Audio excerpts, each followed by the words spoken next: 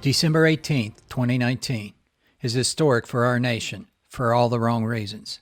On that day, a shockwave was felt across the country as our forefathers rolled over in their graves. On that day, the Socialist Democrats voted in a purely partisan fashion to impeach our president.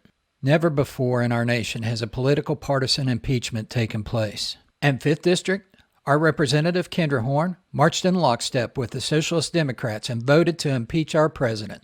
I'm concerned that if we don't impeach this president, he will get reelected. Well, that explains why the Socialist Democrats ramrodded a vote through the House. They will do anything to stop this president, but he is 187 and counting. More about that in a moment.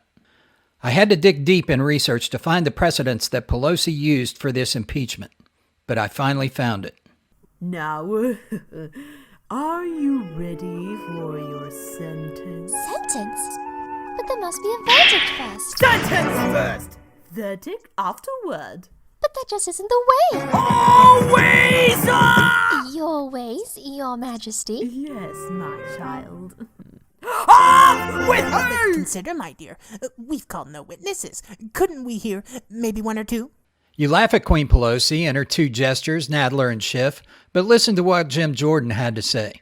The Democrats forgot two key things. They forgot about the facts and they forgot about fairness.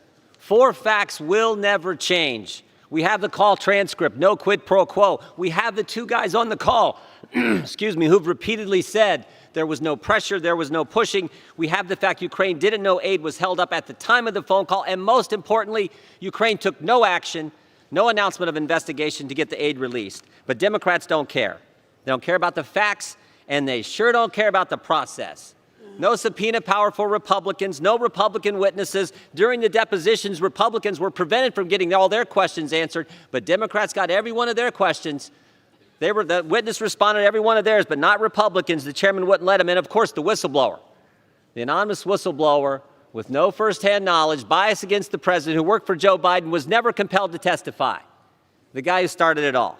The Socialist Democrats impeached our president on 2 articles. Article 1, abuse of power. President Trump is accused of using the power of his office for his own benefit. Article 2, obstruction of Congress. President Trump is accused of blocking Congress's investigation into his alleged wrongdoings. While 4 of the 5 representatives from Oklahoma voted against the impeachment, Kendra Horn, Oklahoma 5th District, stood alone and voted for the impeachment. Watch as she tries to justify her vote on Article 1. It is never appropriate for a president of any party ever to ask a foreign government to come in and put their finger on the scale of our elections. This is a threat to our national security. It's a threat to our democracy. It is an abuse of power. So let's look at Horn's conclusion and see if there's enough evidence based in facts to reach that conclusion. Obviously, she has totally ignored the 4 facts that Representative Jordan laid out. Those alone are enough for a presumption of innocence. But we need to look at what is a high crime or misdemeanor. If a president has cause to believe that a government official has committed a crime and does not investigate it, then the president would be guilty of a high crime or misdemeanor. And I was supposed to announce that there was another $1 billion loan guarantee. And I had gotten a commitment from Poroshenko and from Yatsenyuk that they would take action against the state prosecutor, and they didn't. So they said they were walking out to press conference. I said, no, I'm not going to, or we're not going to give you the $1 billion. They said, you have no authority. You're not the president. The president said. I said, call him.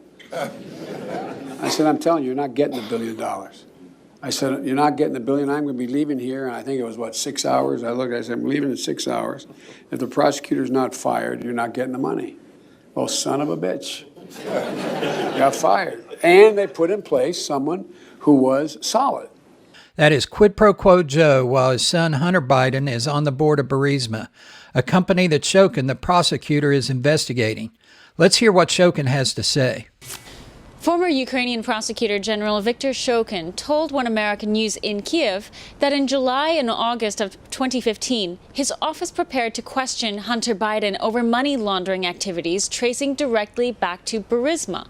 Shokin says pressure to stop investigating Hunter Biden's Burisma activities then increased, and President Poroshenko personally asked Shokin to wind down the Burisma investigation to appease then Vice President and Obama's Ukraine point man, Joe Biden.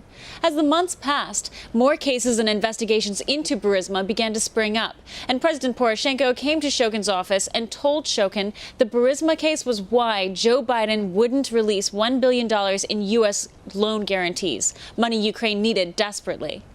Да, он говорит, нам же нужны деньги, мы воюющая страна. Yes, said Shokin. That's what he told me. He came to me and said, "You are a patriot of Ukraine. We need this $1 billion.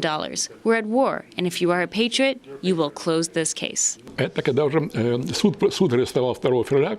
My conversation with Poroshenko on this, Shokin says, was in a phone call. It was after we started seizing Burisma assets in Ukraine when Poroshenko called me and said, "Listen, this all has to stop already. Joe Biden's temper is overflowing. This seizing of Burisma assets," said Poroshenko, was the last straw. Shokin says Poroshenko then paid him a visit in his office, asking for Shokin's resignation.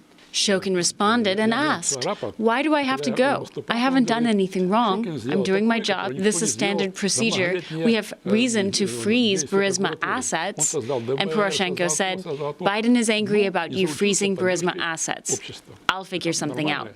We asked Shokin if this demand for a resignation was specifically because Biden had asked for it, or if there were other possible reasons. Shokin insists it was all Biden. Нет, так причина Байден говорит. Because of Biden, says Shokin. Everyone knew what was going on. Poroshenko told me directly that I had to step down as prosecutor general because of Joe Biden. Biden and leftist media claim Shokin was corrupt and inept and had to be dismissed, despite the fact that not a single charge of corruption has ever been raised or proven against Shokin to date. To this, Shokin shrugs. Shokin says people don't have to believe him. Just look at the transcripts. Biden's transcripts, that is. Я очень рад, что сейчас затребовали. The transcripts of Biden's telephone conversations with Poroshenko, says Shokin, is where the truth will show itself. Americans must demand it. And if they do, they will see, broad as day, Joe Biden was illegally influencing foreign officials in order to protect his son, Hunter, and shield illegal money laundering activities. One American News verified on camera what Shokin has stated for months when he issued a stunning 12-page sworn affidavit to an Austrian court stating how Joe Biden was directly involved in interfering with active cases under investigation. Why was this information not in the investigation? Why is this information not on record? Because the Socialist Democrats were not interested in finding the truth. They are only interested in railroading this president. 187 and counting. I promise I will get to that in a minute. This should be obvious even to Kendra Horn, who is marching in lockstep with her fellow socialists, that quid pro quo Joe gave more than enough reason for an investigation, which means there was no abuse of power by the president. In fact, if he had not acted, he would have committed a high crime. Which brings us to Article 2. The investigatory and oversight powers of the Congress is in the Constitution. And we have to ensure that the rule of law is available, not just right now, but into the future. For any other person into the future that crosses those red lines, we have to be able to hold them accountable. And so that was the question that came down to for me. Wow. I mean, this is just unbelievable. A congresswoman voting to impeach a president, and she doesn't even know what the Constitution says. Kendra Horn, you need to get a copy of the Constitution and read it.